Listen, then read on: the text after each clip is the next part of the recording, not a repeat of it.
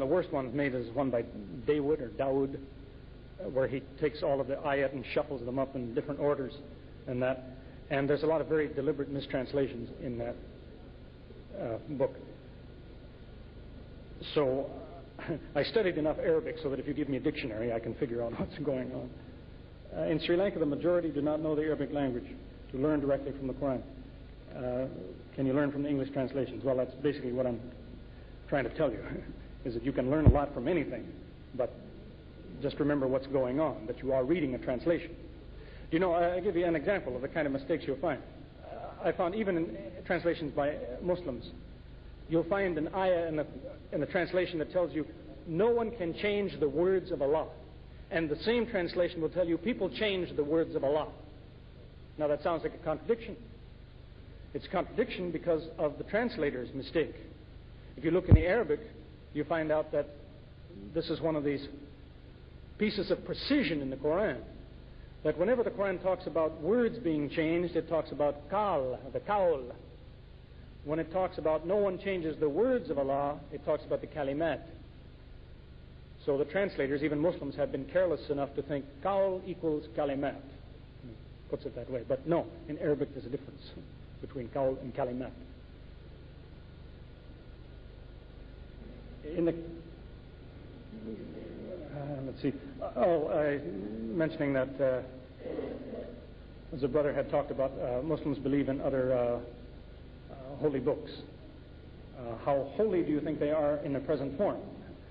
Do Muslims believe in their authority? This is a big subject. The problem is this is a trick that's played on Muslims very often. That's a standard missionary trick, where people will say, look, Muslims, your book says my book is true. So look, my book says your book is false. That kind of nonsense. The Qur'an talks about other scriptures. It says there's truth in them, and it says there's faults in them. And it says the Qur'an will show you the difference between them. That does not mean that if the Qur'an says it, but their book says this, the Qur'an must be right. That's not the attitude. The Qur'an tells you the truth is obvious, that this is correct can be shown because of what's in their book. In other words, their difficulties can be demonstrated. It's not just a case of saying, my book is true, your book is false. In fact, the one verse that's used, they write missionary books on it, is from the 5th surah, the 48th ayah, where it says of the Qur'an that it was revealed to confirm the truth in previous books. And this is where people stop. And they say, see, Muslims, your book says my book is true. They stop halfway through the sentence. The rest of the verse says, and it was revealed, and the Arabic word used is muhaymin, means as quality control over those books. Tells you which parts are true and which parts aren't, or how you can tell the difference between which parts are true and which parts are not. But more important than that is that whatever the shape of their scriptures is today, whether it contains true or false, very often that is not under discussion when the Qur'an is talking about their scriptures. It tells them, look in your book and you will find this. Whether your book is true or false, leave that aside for now. In your book it says. So it points out to people their own difficulties. This follows in apparently the best tradition of Jesus. In the 5th chapter of John, he criticized the Jews. He said, you people read the scriptures all the time because you think in there is the secret of life. He didn't say, and you're right. He didn't say that. He said, but I'm telling you, if you were more careful about what you're reading, you would notice that those scriptures tell you about me. You should be listening to me. Now that's basically what the Qur'an has said of other scriptures. Leaving aside, is it true or is it false? It says, tell them, look in their scripture, and they will find the last messenger is mentioned. The last revelation is mentioned. Whether it's true or false is their problem. But they do have this problem that they can't escape. It's one of the challenges made. There's one non-Muslim has reacted very well to that. He says, we have the ayah that says that the messenger is mentioned by name in their scriptures, and it was speaking to Jews and Christians. And he points out how there were lots of Jews and Christians around that heard that when that revelation was given. And they had a perfect chance to prove the Qur'an was wrong. They could have jumped up right then and said, okay, come with me to my house. I have no way to get there ahead of you. Come with me to my house. You're welcome to look in all my books. You won't find anything about your messenger. Nobody did that. Nobody invited the Muslim to say, this time your book made a mistake. See, there's nothing in our books about the messenger. Come and see. Nobody did that. They didn't want to talk about it. That's why, in fact, one non-Muslim scholar has suggested that the Christians and Jews at that time in that place must have had something very obvious in what they called Scripture that mentioned the messenger. That's why they kept silent at that point. You get some more? You get some more? Yes. Assalamu alaikum. I've read in the Quran that there are beautiful women in heaven as a reward to men, and non-believers have said that this is sexist and also animal instinct. So they say it shouldn't be included in the Quran.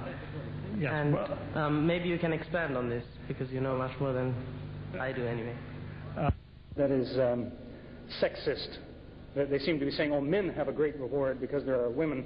They should look more carefully. That, in fact, that is the usual understanding. But if you look at all verses related to that, it talks about companions provided for people. It does not specifically put all the believers in paradise are men who have beautiful women. It talks about companions suitably chosen for all the believers. This is their reward. So that's usually the picture that people draw without realizing it's a much more general explanation of that in the first place. Beyond that, the reason that looks animalistic to people reflects a basic difference between Islam and many other religious outlooks. That most religions tell you the world is evil. It's out to trap you and so on. It's a bad place. You have to escape the world. Islam doesn't say that. It tells you the world, God made it. It's good. There's some bad things in it, things that will hurt you. He made that too. But the world itself is not evil. So that the Muslim's attitude is different. What he knows and recognizes as a good thing here is something like what will be a good thing there. To give maybe a clearer example, the Quran says, in paradise you can eat a piece of fruit. And it says, when you eat it, you will say, this reminds me of what I used to eat. See, only it's obviously so much better. So what you are familiar with now is something like what you get then. Whether it is fruit or companionship or sitting under a shade tree with your feet in a stream, you know something about what that's like. That's what paradise is like. And that's a basic difference in outlook between Muslims and others. That primarily, most religious systems encourage the idea that your means and your ends are different. What you want can be different than how you get it. That the end justifies the means. They tell you, you want justice? Well, you have to treat some people unfairly for a while, then you get justice. The Muslim says, no. You want justice, you practice justice. You want truth, you tell the truth. You don't tell a few lies until the truth comes, then you tell the truth. That the goal and the method are the same kind of thing. So, if you want to establish the truth, you speak the truth, and you will get a reward like that.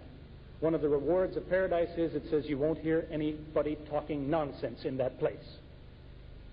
If that's what you want, a reward to be in a place where nobody talks silly, then you have to now put a stop to silly talk. Same thing. So that's why in the Surah Al-Asr, one of the four things, the difference between those who are lost and those who have success, says "Tawasaw bil haqq." Says they confront one another with the truth. It means that a Muslim could not be sitting and he hears somebody talking here and it's foolishness. He says, well, it's not my business.